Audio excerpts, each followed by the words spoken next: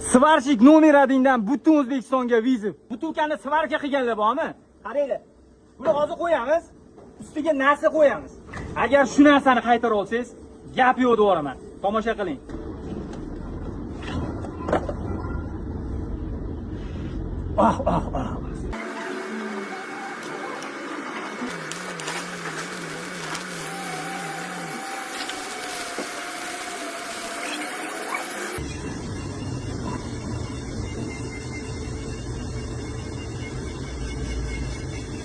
Bormi zo'ri?